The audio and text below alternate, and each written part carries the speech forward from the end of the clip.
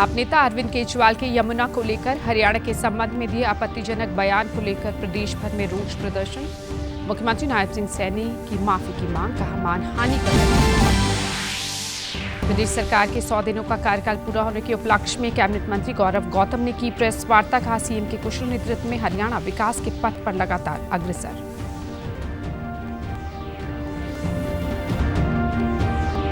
महाकुंभ में संतों ने की गौ हत्या पर मन की बात। गौ हत्या पर रोक लगाने की मांग के साथ ही गाय को राष्ट्रीय माता का दर्जा दिए जाने पर हुई चर्चा। प्रदेश भर से महाकुंभ में जाने के लिए चलाई जा रही हैं बसें।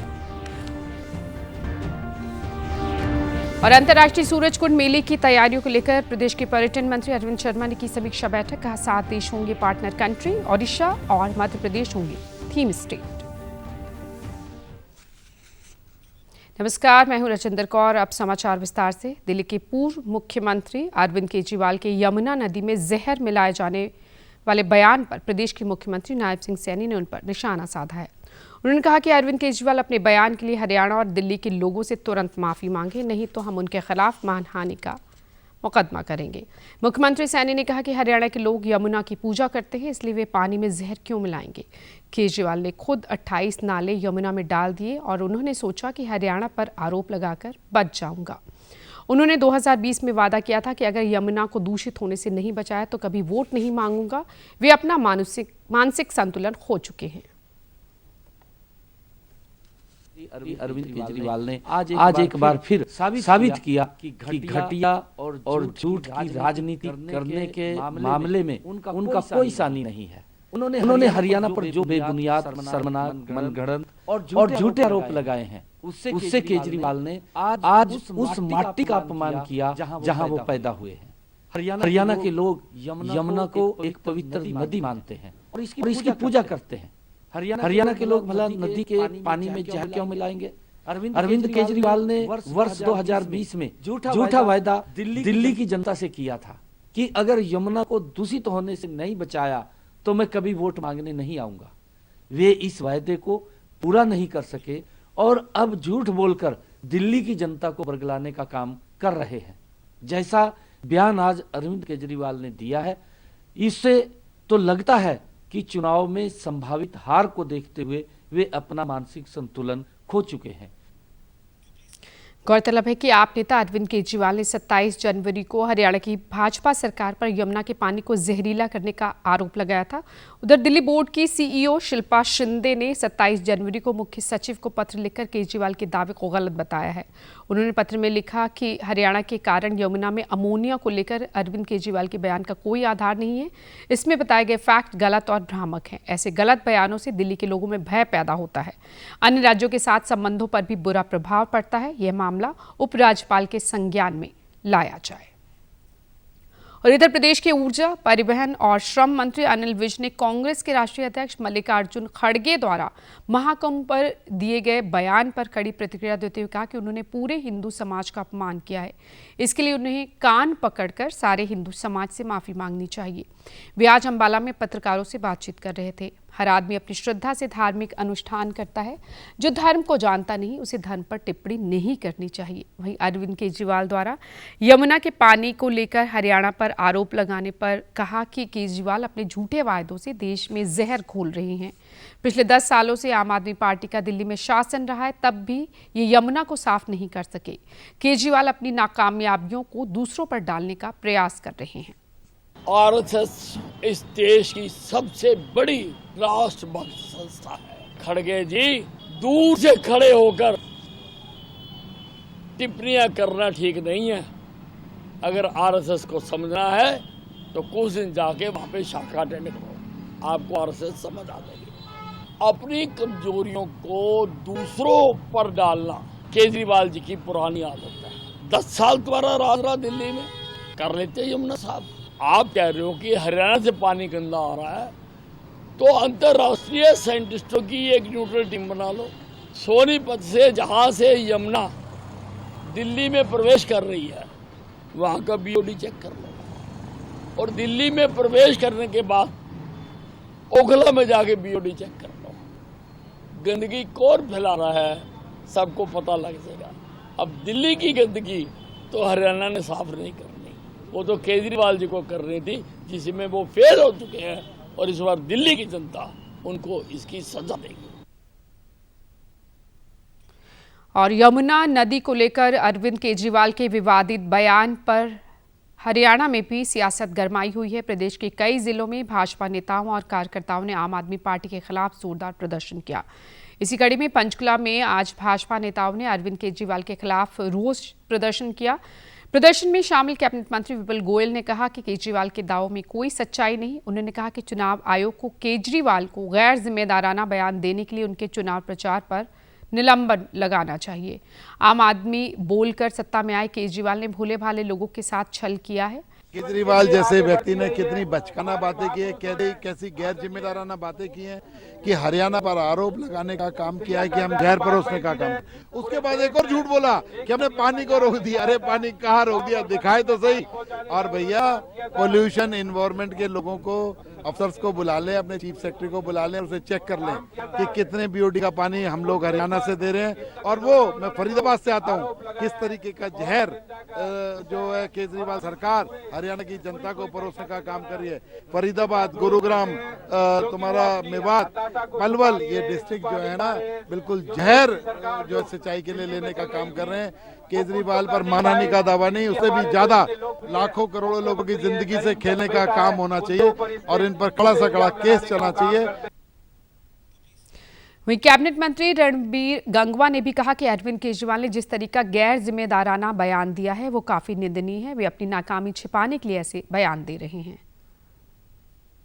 दिल्ली के पूर्व मुख्यमंत्री अरविंद केजरीवाल जी ने जिस तरीके का बयान दिया है कि यमुना के अंदर हरियाणा द्वारा जहर मिलाया जा रहा है, बहुत ही निंदनीय बात है। जहां अपनी विफलताएं छिपाने के लिए इस टाइप की बयानबाजी करना, जहां हम नदियों को अपनी माता मानते हैं, माता कह करके पूजा करने का काम करते हैं, और वो आज यूँ कह रहे हैं कि यमुना के अंदर जो जहर मिलाया गया, तो बहुत ही गलत बयान ये देने का काम किया है।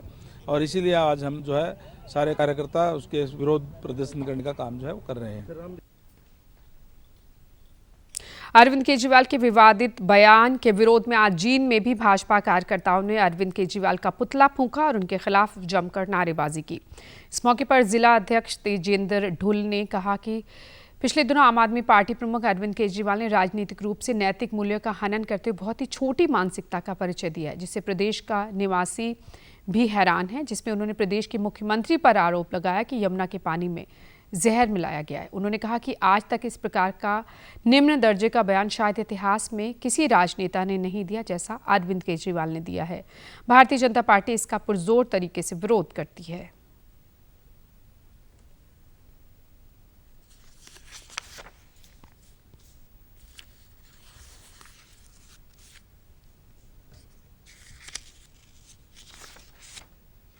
इस प्रकार का काम किया है, जैसे बाबा भीमराव अम्बेडकर हैं, गांधी जी हैं, जितने भी हमारे महापुरुष हैं उनको हम एक संतों की श्रेणी में रखते हैं। अगर किसी व्यक्ति ने इस प्रकार का काम किया है तो वो निंदनीय है और उस पर प्रशासन भी कार्रवाई करेगा। और हमारी तरफ से भी, पूरी भारतीय जनता पार्टी जींद की तरफ से भी इस प्रकार के घृणित कार्य की निंदा की जाती है। में रोष है क्योंकि केजरीवाल जी ने गलत बयान देने का काम किया, क्योंकि केजरीवाल जी बुखला गए हैं, क्योंकि 8 तारीख को भारतीय जनता पार्टी की सरकार बनने का काम कर रही है। क्योंकि केजरीवाल जी को पता नहीं लग रहा कि वो क्या कहने का काम कर रहे हैं। वो कह रहे हैं कि यमुना में जहर मिलाने का काम किया, पहले कहाँ थे वो? क्योंकि 8 तारीख को भारतीय जनता पार्टी की सरकार आ रही है, तभी वो इसलिए बुखला रहे हैं। वो अपने भ्रष्टाचार के कारणों को छुपाने के लिए अनाप शनाप बयान देता है। अभी जो बयान दिया है उन्होंने, दिल्ली की जनता के लिए धोखा है, क्योंकि उसने जो ना ये कहा कि भाई हरियाणा वाले जो जहर मिलाते हैं, तो ये जो ना आपकी बार जनता जो इतनी बेवकूफ नहीं है दिल्ली की, आपकी बार 5 तारीख में उसको मजा सिखा देगी।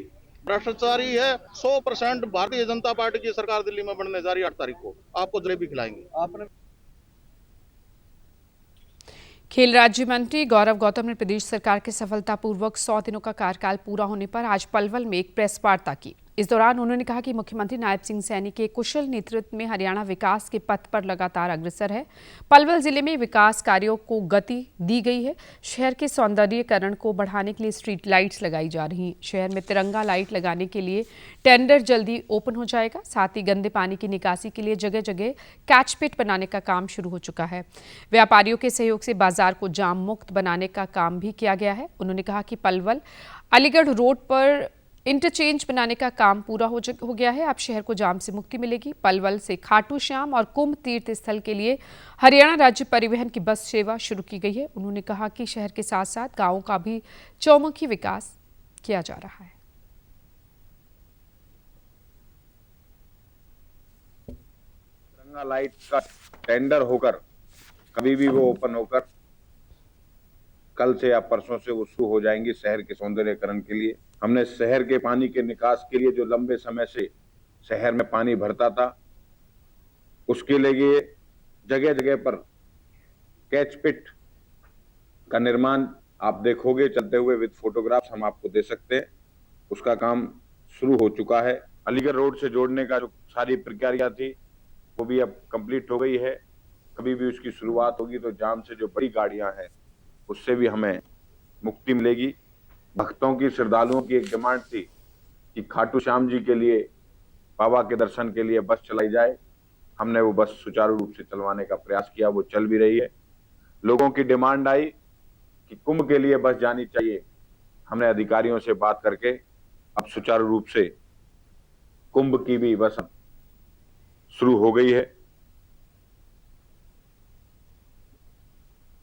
प्रदेश की स्वास्थ्य मंत्री आरती सिंह राव ने कहा है कि राज्य सरकार प्रदेश के लोगों को सस्ता और सुलभ इलाज देने के लिए प्रयासरत है। पिछले 100 दिनों में वर्तमान सरकार ने स्वास्थ्य को लेकर अनेक खास फैसले लिए हैं। उन्होंने बताया कि अब हीमोफीलिया और थैलेसीमिया से पीड़ित लोगों को दी जाने वाली पेंशन के लिए 18 साल की आयु सीमा को खत्म कर दिया गया है। उक्त दोनों बीमारियों से पीड़ित व्यक्तियों को 3000 रुपये प्रति माह पेंशन दी जाएगी और यह पेंशन किसी भी अन्य पेंशन के अतिरिक्त होगी। आरती राव ने कहा कि वर्तमान सरकार ने 18 अक्टूबर 2024 को राज्य में किडनी के रोग से पीड़ितों को निःशुल्क डायलिसिस की सेवाएं देने की शुरुआत करती है, जो स्वास्थ्य के क्षेत्र में अहम कदम है। मात्र 3 माह में ही करीब 20,000 लोग इस सुविधा का लाभ उठा चुके हैं। उन्होंने बताया कि प्रदेश को दिसंबर 2025 तक टीबी मुक्त बनाने के लिए 7 दिसंबर को पंचकुला से जिस 100 दिवसीय टीबी उन्मूलन अभियान की शुरुआत की गई थी, जिसको लेकर राज्य में तेजी से कार्य किया जा रहा है और हम निर्धारित तिथि तक लक्ष्य जरूर हासिल कर लेंगे। उन्होंने स्वास्थ्य क्षेत्र में किए गए अन्य कार्यों का उल्लेख करते हुए बताया कि नारनौल में 6.57 करोड़ रुपए की लागत से ट्रॉमा सेंटर का निर्माण किया गया है। रेवाड़ी के बहुतवास अहीर में पीएचसी का निर्माण 6.8 करोड़ रुपए की लागत से किया गया है। अब तक 57 करोड़ रुपए की लागत से बनने वाले 83 उप स्वास्थ्य केंद्रों और 22 ब्लॉक पब्लिक हेल्थ यूनिट बनाने की मंजूरी दी गई है। कुरुक्षेत्र के सरस्वती खेड़ा भट्ट माजरा गांव में 50 बिस्तर वाले अस्पताल का निर्माण करीब 20 करोड़ रुपए की लागत से किया गया है। करनाल के असंध में 76 करोड़ से ज्यादा की लागत से बनने वाले 100 बेड के सब डिविजनल सिविल हॉस्पिटल की आधारशिला रखी गई है। उन्होंने बताया कि जल्दी पंचकुला के सिविल अस्पताल में पैथोलॉजी, डर्मेटोलॉजी, मनोचिकित्सा और अस्पताल प्रशासन में डीएनबी डिग्री कार्यक्रम भी शुरू किया जाएगा। आगे बढ़ते हैं। प्रधानमंत्री नरेंद्र मोदी के चर्चित कार्यक्रम मन की बात की तर्ज पर प्रयागराज महाकुंभ में गौ हत्या पर संतों के मन की बात कार्यक्रम का आयोजन किया गया, जिसमें साधु संत सनातन धर्म के प्रमुख विषयों सहित विभिन्न मुद्दों पर अपनी बात रखते हुए नजर आए। मन की बात में उन्होंने गौ हत्या पर रोक लगाने की मांग की और गाय को राष्ट्रीय माता का दर्जा दिए जाने पर भी चर्चा की। साथ ही योगी सरकार के दिव्य और भव्य आयोजन जैसे विषयों पर चर्चा की गई। इस कार्यक्रम में कई अखाड़ों के महामंडलेश्वर सहित दिगंबर अखाड़े के महामंडलेश्वर, कंप्यूटर बाबा आदि संत मौजूद रहे।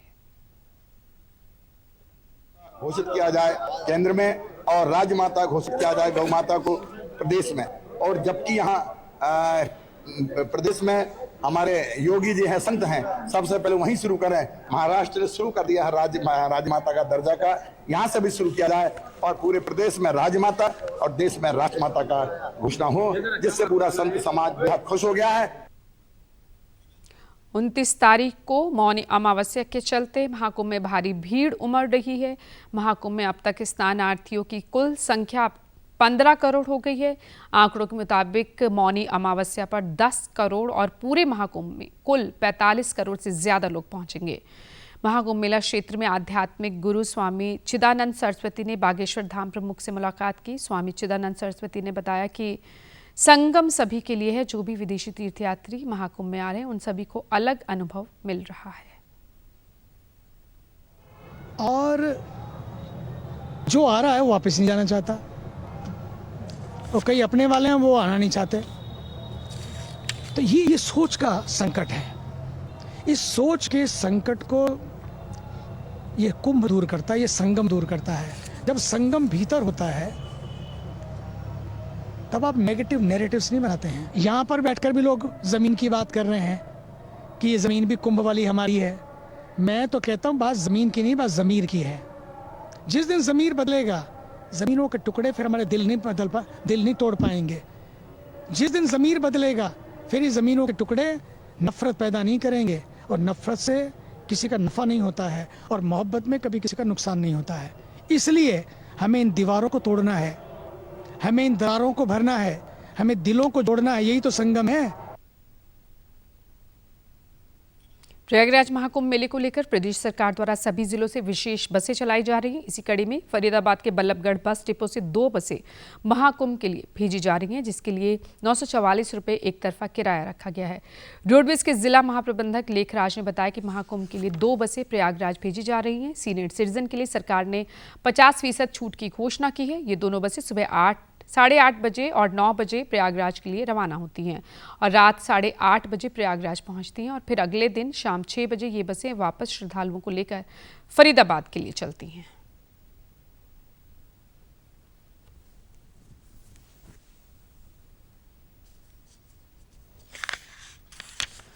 जाती है। अभी हमने हाल ही में सोमवार से 2 परमिट लिए हैं, तो 2 बस जाती है। अगर मान लो कोई एक बस परमिट वाली वापस आ जाती है, तो अगर पब्लिक का रश हो तो वो भेज देते हैं। और इन बसेस का समय जो है वो सुबह 8 बजे है और 8:30 बजे और 9 बजे। इसके अतिरिक्त वहाँ से चलने का समय शाम को 6 बजे, 6:30 बजे। सीनियर सिटीजन को लिए, सीनियर सिटीजन को हम जो है ना आधे किराए के ऊपर भेजते हैं, और जिनका हैप्पी कार्ड है उनके ऊपर एक साइड ही वो सफ़र कर, वो एक साइड में 650 किलोमीटर हो जाते हैं, और दूसरी साइड में जो है ना अगर किलोमीटर बचते हैं तो वो कर सकते हैं। यात्रियों को इस सुविधा को ध्यान में रखते हुए हमने चालक परिचालक को सबको आदेश दिए हुए हैं कि शालीनता से सभी से उनको सफ़र करवाएं, और रास्ते में जहां भी उनको शौचालय आदि के लिए रुकना पड़े तो वो बस को रोक दें। और वहीं प्रदेश सरकार द्वारा महाकुंभ के लिए विशेष बसें चलाए जाने पर स्थानीय लोगों में खुशी है।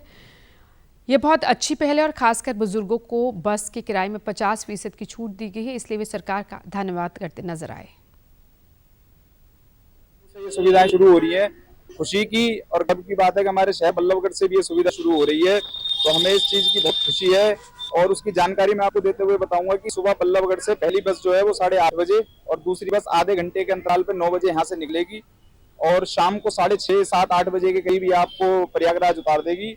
उसके बाद अगले दिन आप सुबह स्नान कर लीजिए, सुबह 6, 6:30 बजे, 7 बजे जितना भी है। उसके बाद शाम को ये बस वापस चलेगी 6 बजे, और तीसरे दिन सुबह ला करके आपको वापस बल्लभगढ़ उतार देगी। इसका जो सरकार ने किराया निर्धारित करा है वो 972 रुपए के करीब कुछ निर्धारित किया है। अंतर्राष्ट्रीय सूरजकुंड मेले की तैयारी को लेकर कल प्रदेश के पर्यटन मंत्री अरविंद शर्मा ने अधिकारियों के साथ समीक्षा बैठक की। इस दौरान उन्होंने मेला परिसर का दौरा कर व्यवस्थाओं का जायजा लिया। इस मौके पर कैबिनेट मंत्री राजेश नागर और प्रशासन के वरिष्ठ अधिकारी भी मौजूद रहे। बाद में पत्रकारों से बातचीत में अरविंद शर्मा ने कहा कि यह मेला विश्व का सबसे बड़ा हस्तशिल्प मेला है, और इस बार 7 देश पार्टनर कंट्री के रूप में शिरकत करेंगे।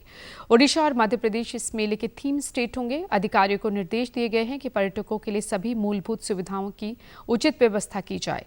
उन्होंने कहा कि मेले में स्टॉल लगाने के लिए 3200 शिल्पियों ने ऑनलाइन आवेदन किया है, जो अब तक का सबसे बड़ा आंकड़ा है।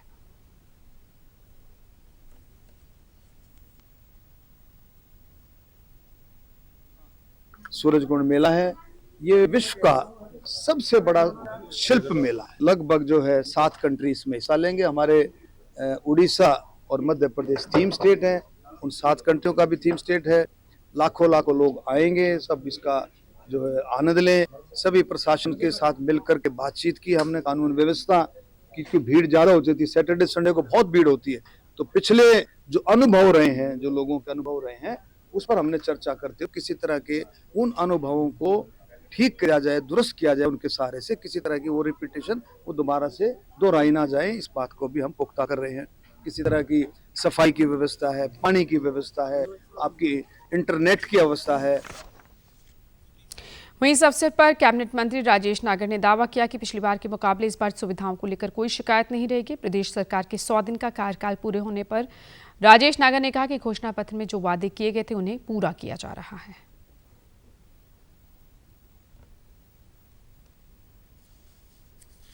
कि एक नोडल ऑफिसर खाली स्पेशल मीडिया पर्सन्स के लिए हो, जिससे वो बात कर सके, क्योंकि उनको पिछली बार यही दिक्कत आई किस ऑफिसर से बात करें, किसके पास जाए, तो इस तरह से हम ऐसे ट्रांसपोर्टेशन की बात आई कि भाई हमारे जो मेट्रो से जो दर्शक या जो लोग आएंगे, विजिटर्स आएंगे, उनको किस तरह से मेट्रो से यहाँ क्राफ्ट मेला तक लाया जाए, सूरजकुंड तक लाया जाए। उसके लिए शटल की सुविधाएं हो, मिनी बस की सुविधाएं हो, और बस एडिशनल लगानी हो उनकी सुविधा, उन पे सब पे बातचीत हुई। जो हमारे घोषणा पत्र में हमने घोषणाएं की उनको बहुत को अमल कर लिया है, और उनसे और जो रह गई उन पे काम हो रहा है, और जो हमने कहा है, जो जनता ने विश्वास हम पे दिखाया, जताया, उसको पूरा हम करेंगे, और जो हमने वादे किए सबको पूरा। राष्ट्र आज लाला लाजपत राय की 160वीं जयंती पर उनको याद कर रहा है। महान स्वतंत्रता सेनानी और स्वदेशी आंदोलन के ध्वजवाहक लाला लाजपत राय का जन्म आज ही के दिन 1865 में ब्रिटिश भारत के पंजाब प्रांत के तत्कालीन फरीदकोट जिले के ढुढीके में हुआ था। उनके पिता मुंशी राधाकृष्ण एक सरकारी स्कूल शिक्षक थे और माता गुलाब देवी थी। पंजाब केसरी के रूप में प्रसिद्ध लाला लाजपत राय का अक्टूबर 1928 में पुलिस द्वारा लाठी चार्ज के दौरान सिर पर गंभीर चोट लगने से निधन हो गया था। पुलिस ने तब लाठी चार्ज किया जब वे साइमन कमीशन के खिलाफ शांतिपूर्ण विरोध मार्च का नेतृत्व कर रहे थे। प्रधानमंत्री नरेंद्र मोदी ने उनकी जयंती के मौके पर अपने संदेश में कहा कि समस्त देशवासियों की ओर से भारत माता के कर्मठ सपूत पंजाब केसरी लाला लाजपत राय को उनकी जयंती पर कोट कोट नमन। आज़ादी के आंदोलन के इस महानायक ने विदेशी हुकूमत से लोहा लेते हुए अपने जीवन का बलिदान किया। मातृभूमि के लिए उनका समर्पण और सेवाभाव हमेशा श्रद्धापूर्वक याद किया जाएगा। साथ ही उन्होंने एक वीडियो संदेश भी साझा किया। आज देश पंजाब केसरी लाला लाजपत राय जी को श्रद्धांजलि दे रहा है। लाला जी स्वतंत्रता संग्राम के ऐसे सेनानी रहे जिन्होंने विदेशी शासन से मुक्ति दिलाने के लिए अपने प्राणों की आहुति दे दी।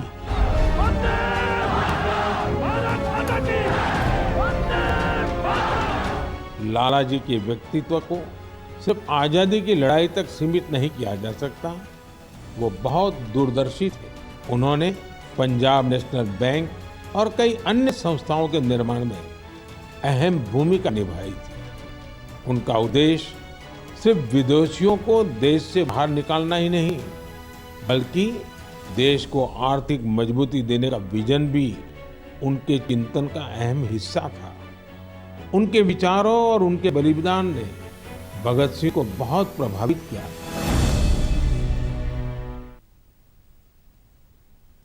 लाला लाजपत राय की जयंती पर आज भिवानी के बाल आश्रम में एक कार्यक्रम का आयोजन किया गया। इस मौके पर विभिन्न सामाजिक संगठनों के प्रतिनिधि मौजूद रहे और विद्यार्थियों को लाला लाजपत राय के आदर्श जीवन से रूबरू करवाया गया। इस मौके पर देश की एकता और अखंडता को कायम रखने और स्वच्छ पर्यावरण का संकल्प लिया गया। इस मौके पर युवा कल्याण संगठन के संरक्षक कमल सिंह प्रधान ने बताया कि लाला लाजपत राय ने न केवल देश को आज़ाद कराना वो चाहते थे, बल्कि चाहते थे कि सभी लोग अधिक से अधिक शिक्षित हों, और इसके लिए उन्होंने विभिन्न शिक्षण संस्थानों की स्थापना करवाई, जिसमें भिवानी का बाल आश्रम भी एक है। उन्होंने कहा कि युवा देशभक्तों के त्याग और बलिदान से प्रेरणा लेकर समाज में रचनात्मक कार्य करें, जिनके उन्होंने ख्वाब देखे थे। देश की स्वाधीनता के साथ साथ तो उसकी आर्थिक और सामाजिक स्थिति बदलने की दिशा में भी लाला जी ने कई ऐतिहासिक काम किए। और उनकी ये सोच थी कि भिवानी के आसपास में हिसार जिला होता था, ये पूरे इलाके के अंदर एक ऐसी शिक्षण संस्था खुली जाए। उस टाइम शिक्षा के बारे में कुछ सोचता नहीं था। लाला लाजपत राय जहाँ देश को आज़ाद करना चाहते थे, वहाँ यहाँ के लोगों को शिक्षित भी करना चाहते थे। और जिस प्रकार से संस्था अद्वैत जी ने और मरेला उत्साह ने बताया है कि ऐसी संस्था जो किसी सरकार की डोनेशन से नहीं चल रही है, आम लोगों की राय चल रही है, तो मैं मानता हूँ सत्य श्रद्धांजलि यही है लाला लाजपत राय को कि ये संस्था अच्छी तरह चले, और इसके लिए हम सबको योगदान करना चाहिए।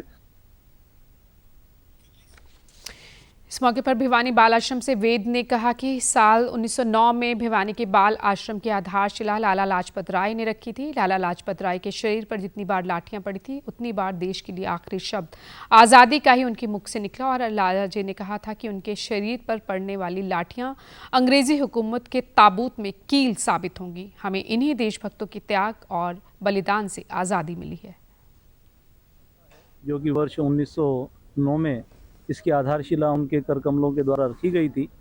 तब से ही ये संस्था अपना योगदान बच्चों के भविष्य के निर्माण में यहाँ करती आई है। मुख्य रूप से मैं ये कहना चाहूँगा कि इस संस्था ने कभी भी राज्य सरकार से या केंद्र सरकार से कभी भी किसी प्रकार की मदद प्राप्त नहीं की। हमेशा भिवानी शहर के दानी दाताओं के द्वारा दिए गए दान से ही यह संस्था प्रफुल्लित रही है और यहाँ से बहुत से बच्चों ने अपने जीवन को सार्थक बनाते हुए समाज में अपना योगदान दे रहे हैं। स्वतंत्रता सेनानी तो थे ही थे, इसके साथ में उनकी पत्रकारिता पार्टी से कांग्रेस पार्टी के भी वो पदाधिकारी रहे और उन्होंने शैक्षणिक संस्थाओं का स्थापित किया। बीमा पॉलिसी और पंजाब नेशनल बैंक के बारे में भी उन्होंने स्थापित किए थे। और उनका जो मेन थे बाल पाल, 3 थे, बाल पाल, लाला लाजपत राय और बाल गंगाधर तिलक और विपिन चंद्र पाल, ये ट्राई जो फेमस था। और उनका जो साहस और उनकी जो बहादुरी थी, आज का जो हम जिस आज़ाद या स्वतंत्र। हरियाणा सरकार बेरोजगार युवाओं को रोजगार उपलब्ध कराने की अपनी कोशिशों में लगातार सफल हो रही है। इसी क्रम में कल फतेहाबाद के भोडिया खेड़ा स्थित राजकीय औद्योगिक प्रशिक्षण संस्थान में रोजगार मेले का आयोजन किया गया, जिसमें 200 से ज्यादा युवाओं ने हिस्सा लिया। जिला रोजगार अधिकारी कुलदीप कुमार ने बताया कि यह रोजगार मेला 1 महीने में 2 बार आयोजित किया जाता है, जिसमें विभिन्न प्रदेशों से नामी कंपनियां आती हैं और अपनी ज़रूरत के मुताबिक युवाओं का चयन करती हैं। आज गुरुग्राम से आई एक कंपनी ने अलग अलग ट्रेड से ITI पास आउट युवाओं के लिए 100 पदों पर भर्ती की प्रक्रिया पूरी की। पिछले 6 महीनों में संस्थान द्वारा 220 युवाओं को रोजगार दिलाने में सफलता हासिल हुई है। वहीं इस मौके पर भिड़हाना के राजकीय औद्योगिक प्रशिक्षण संस्थान के प्राचार्य ओम प्रकाश ने बताया कि प्रदेश सरकार द्वारा बेरोजगार युवाओं के लिए आयोजित किए जाने वाले इस रोजगार मेले ने कई युवाओं को आत्मनिर्भर बनने में मदद की है। ऐसे मेले युवाओं को सशक्त बनाकर न केवल उनके भविष्य को उज्जवल बनाते हैं, बल्कि उनके परिवारों को भी आर्थिक मजबूती देते हैं। 2 स्ट्रीम होती हैं, TPS technician power electronic system और मैकेनिक कंज्यूमर इलेक्ट्रॉनिक अप्लायंसेस के नाम से जो ट्रेड है वो हो गया। उसके बाद में फिटर है, उसके बाद में हमारी टर्नर है, मशीनिस्ट है। इन ट्रेड्स के बच्चों को ये रिक्रूटमेंट करने जा रही है। जो बच्चों को ये रिक्रूटमेंट करने जा रही है उनका जो एज क्राइटेरिया है वो 18 से 24 के बीच में है। और ये कंपनी जो है वर्कर और अप्रेंटिसशिप के लिए दोनों के लिए बच्चों को यहाँ अपनी कंपनी में रखने जा रही है। और इसके लिए जो बच्चा अप्रेंटिसशिप के लिए जा रहा है उसको 14,500 रुपये देंगी। अप्रेंटिसशिप का जो बच्चा है वो ओवर टाइम नहीं कर सकता सर, वो केवल 8 घंटे ही ड्यूटी कर सकता है। इंटरव्यू करते हैं, उसके बाद उनको ज्वाइनिंग लेटर उनकी योग्यता के हिसाब से प्रोवाइड किया जाता है। ये गवर्नमेंट का बहुत ही अच्छा इनिशिएटिव है कि इस तरह के रोजगार मेलों से दोनों जो एम्प्लॉयर है उसको भी और जो एम्प्लॉई दोनों को बहुत अच्छा फायदा होता है। उनको ट्रेंड मैन पावर मिल जाता है, क्योंकि ITI में हम लोग बच्चों को बहुत अच्छे से ट्रेंड करते हैं। वहीं रोजगार मेले में भाग लेने वाले युवाओं ने हरियाणा सरकार की इस पहल की सराहना करते हुए कहा कि अब हमें बड़े शहरों में भटकने की जरूरत नहीं, यहाँ हमें स्थानीय स्तर पर नौकरी के बेहतरीन अवसर मिल रहे हैं। यह रोजगार मेला हमारे सपनों को साकार करने की दिशा में एक महत्वपूर्ण कदम है। कई बार मैं कंपनी में इंटरेस्ट नहीं था, जिस कारण मैं गया नहीं। ये कंपनी आ रही है, इसमें इंटरेस्ट है। उन्होंने भी मेरे डॉक्यूमेंट लिए हैं, वो तय करके बताएंगे भाई हफ्ते के अंदर रिजल्ट आ जाएगा। आपको उन्होंने आश्वासन दिया है कि आपके पूरी कोशिश करेंगे आपका नंबर लग जाए। गुड़गांव से कंपनी आई है रोजगार मेला के लिए, तो मैंने इसमें फॉर्म अप्लाई किया है और यह मेरा अप्लाई हो चुका है। सरकार ने ऐसा किया, मतलब हमारे जैसे लोगों के लिए रोजगार मेले लगा रही है और आगे तक हम कुछ सीखते भी हैं। प्रदेश के पर्यावरण, वन और वन्य जीव मंत्री राव नरबीर सिंह ने कल रोहतक की तिलियार झील स्थित चिड़ियाघर में शेर और शेर के बच्चों के नामकरण समारोह में बतौर अतिथि शिरकत की। इस दौरान 3 नर और 4 मादा शेर और शेर के बच्चों का नामकरण किया गया। बाद में पत्रकारों से उन्होंने बताया कि अरावली क्षेत्र में 10,000 एकड़ में जंगल सफारी बनाई जाएगी। उन्होंने उम्मीद जताई कि 6 माह के भीतर यह जंगल सफारी बनकर तैयार हो जाएगी और इस सफारी का प्रधानमंत्री नरेंद्र मोदी के हाथों उद्घाटन कराया जाएगा। उच्चतम न्यायालय के दिशा निर्देश के अनुसार यह जंगल सफारी विकसित की जाएगी। उन्होंने बताया कि तत्कालीन मुख्यमंत्री मनोहर लाल के कार्यकाल के दौरान जंगल सफारी का क्षेत्र पर्यटन विभाग को हस्तांतरित किया गया था। दुनिया की सबसे बड़ी जंगल सफारी शारजाह में और जिसका उन्होंने हाल ही में इस जंगल सफारी का दौरा किया था। उन्होंने कहा कि अरावली क्षेत्र में वन क्षेत्र को बढ़ाने के लिए भी पेड़ लगाए जाएंगे। इस बारे में पूरी कार्य योजना तैयार कर ली गई है। में मनोहर एक अन्य सवाल के जवाब ट्रांसफर कर गए थे इसको, क्योंकि हमारे एक एमडीसी ना थे, वो फॉरेस्ट के आईएएफ अफसर थे, आईएफएस, तो वो प्रिंसिपल सेक्रेटरी लगा दिया, उनको दे दिया। लेकिन सुप्रीम कोर्ट की गाइडलाइन के अनुसार कोई भी जू या कोई भी सफारी बिना सुप्रीम कोर्ट की इजाजत के नहीं बना सकते, और उसमें अप्लाई ही सिर्फ फॉरेस्ट या वाइल्ड लाइफ कर सकता है। इसलिए वो फाइल ट्रांसफर हुई है। मुझे उम्मीद है कि उसकी जल्दी डीपीआर हो जाएगी, हम सुप्रीम कोर्ट से उसकी मंजूरी ले लेंगे, और बहुत जल्दी का मतलब 6 महीने के आसपास माननीय प्रधानमंत्री जी से उसका इनॉग्रेशन करवाएंगे। इस बुलेटिन में फिलहाल इतना ही, इजाजत दीजिए, नमस्कार।